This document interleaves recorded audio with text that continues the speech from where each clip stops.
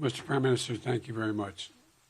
Look, folks, I wanted to be here today for a simple reason. I wanted the people of Israel, the people of the world, to know where the United States stands. I've had my great Secretary of State here. He's been here for a lot, but I wanted to personally come and make that clear. Terrorist group Hamas has slaughtered, as has been pointed out, over 1,300 people. And it's not hyperbole to suggest slaughtered, and including 31 Americans as part of that. And they've taken scores of people hostage, including children. You said, imagine what those children hiding from Hamas were thinking. It's beyond my comprehension to be able to imagine what they're thinking. Beyond my comprehension. They're committed evils that and atrocities that make ISIS look somewhat more rational. You know, Americans are grieving with you. They really are. And Americans are worried. Americans are worried because we know this is not an easy field to navigate, what you have to do.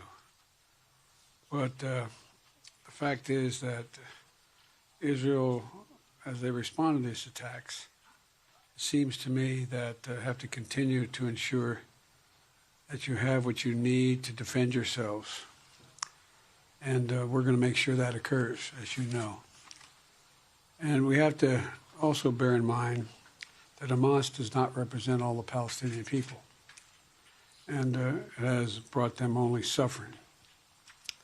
You know, years ago, I asked the Secretary of State when he and I were working in the Senate to write something for me, and he said, he wrote a line that I think is appropriate. He said, it's not, we lead, not just, well, I won't go into it, I'll wait later. Taking too much time, but the point is this, that I was deeply saddened and outraged by the explosion at the hospital in Gaza yesterday.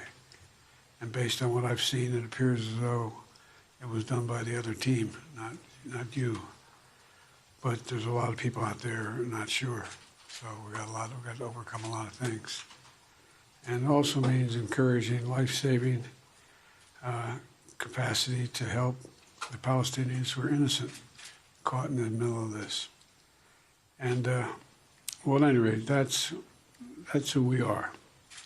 Not just me, but I mean, that's who the United States is. And it's just not the example of our power, it's the power of our example. It's almost as important. The world's looking. Israel has a value set like the United States does and other democracies. And they're looking to see what we're going to do. So, Mr. Prime Minister, I'm very happy to be back in Israel with you. Thank you for having me, and I'm looking forward to having a thorough discussion about where everybody goes from here. But thank you, and I want to say to the people of Israel, their courage, their commitment, their bravery is stunning. It's really stunning. I'm proud to be here. Thank you. Mr. President,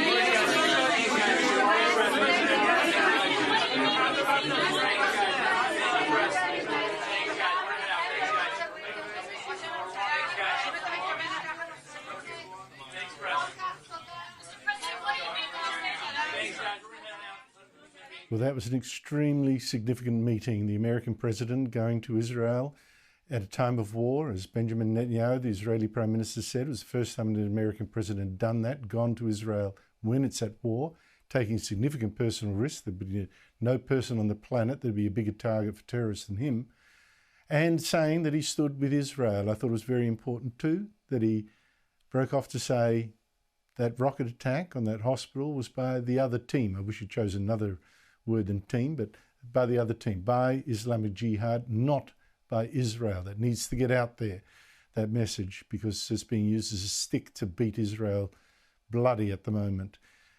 I think it's huge, massive. Wow. I just wish, of course, that the president could project a little more personal strength, but all credit to him to actually be flying there and taking that stand.